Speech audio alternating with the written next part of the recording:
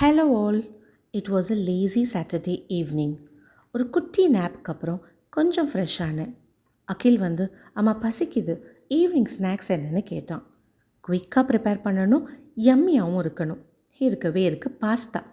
So I started to prepare creamy mushroom elbow pasta. இது வரைக்கும் pasta பண்ணாதவங்க இந்த ரெசிபியை ட்ரை பண்ணி பார்க்கலாம். இதை விட சூப்பராக நான் பாஸ்தா பண்ணுவேன்னு சொல்கிறவங்க உங்கள் ரெசிபியை கமெண்ட்டில் ஷேர் பண்ணுங்கள். டெஃபினட்டாக ட்ரை பண்ணுறேன். என் சேனலை சப்ஸ்கிரைப் பண்ணிக்கோங்க ஸோ தட் நிறைய எக்ஸைட்டிங் அண்ட் இன்ஃபர்மேட்டிவான வீடியோஸ் லைனில் காத்துட்டு இருக்குங்க. சரி, இப்போ பாஸ்தா எப்படி பண்ணுறதுன்னு பார்க்கலாம். ஒரு பாத்திரத்தில் தண்ணி பாயில் பண்ணிவிட்டு அதில் salt and elbow macaroni pasta add பண்ணிக்கலாம். மீன்வைல் அனியன்ஸ், மஷ்ரூம், கார்லிக் இது மூணும் ஃபைனாக சாப் பண்ணி எடுத்துக்கலாம்.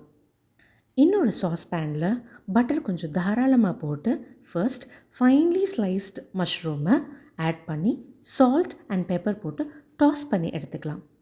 இப்போ டாஸ் பண்ணி வச்சுருக்கிற இந்த மஷ்ரூமை பாயில் ஆகிருக்கிற பாஸ்தாவில் போட்டு மிக்ஸ் பண்ணிக்கலாம்.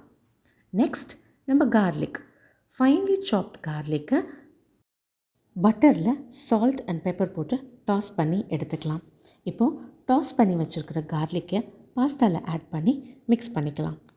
நெக்ஸ்ட் சாப்ட் ஆனியன்ஸ், அதையும் பட்டரில் சால்ட் அண்ட் பெப்பர் போட்டு டாஸ் பண்ணி எடுத்துக்கலாம். நெக்ஸ்ட் அதையும் பாஸ்தாவில் ஆட் பண்ணி மிக்ஸ் பண்ணிக்கலாம். இது மூணுத்தையும் தனித்தனியாக பட்டரில் சால்ட் அண்ட் பெப்பர் போட்டு டாஸ் பண்ணி ஆட் பண்ணுறது எதுக்குன்னா, each bite of garlic, onions and மஷ்ரூமில் அந்த சால்ட் அண்ட் பெப்பரோட பஞ்ச் ரொம்பவே நல்லாயிருக்கும். ட்ரை பண்ணி பாருங்கள். அகிலுக்காக நான் பாஸ்தா பண்ணுறதுனால அகில் எனக்கு ஜூஸ் ப்ரிப்பேர் பண்ணி கொடுத்தான். It was so refreshing. ஜூஸை குடிச்சிட்டு ஒயிட் சாஸ் பண்ண ரெடி ஆகிட்டேன்.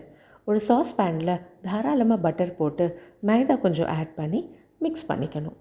நெக்ஸ்ட் ஃப்ரெஷ் க்ரீம் இல்லைன்னா க்ரீமி மில்க் ஆட் பண்ணி மிக்ஸ் பண்ணிக்கலாம். ஃப்ரெஷ் க்ரீம் இல்லை, ஸோ நான் க்ரீமி மில்க் ஆட் பண்ணேன்.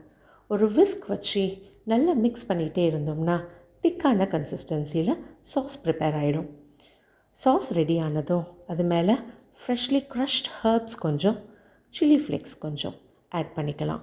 மிக்ஸ் பண்ணிவிட்டு அதையும் பாஸ்தா மேலே போட்டு மிக்ஸ் பண்ணி விட்டுக்கலாம். நெக்ஸ்ட் இது கூட சீஸ் ஃப்ளேவர்ஸ் ஆட் பண்ணுறது தான். சீஸ் யாருக்குங்க பிடிக்காது? அதுவும் எங்கள் வீட்டில் சீஸ் பிரியர்கள் அதிகம். ஸோ க்ரீமி சீஸ் கொஞ்சம் தாராளமாகவே ஆட் பண்ணிக்கலாம். சீஸ் பிடிக்காதவங்க அந்த ஒயிட் சாஸ் ப்ரிப்பேர் பண்ணுறப்பயே இன்னும் கொஞ்சம் அதிகமாக ப்ரிப்பேர் பண்ணி போட்டிங்கன்னா அந்த சாஸி க்ரீமி டெக்ஸ்சர் கிடச்சிடும். நான் எக்ஸ்ட்ரா ஒரு க்யூப் சீஸையும் கிரேட் பண்ணி போட்டேன். அவ்வளோதாங்க, எக்ஸலண்ட்டான யம்மியான creamy cheesy mushroom elbow pasta ready ஆயிடுச்சு.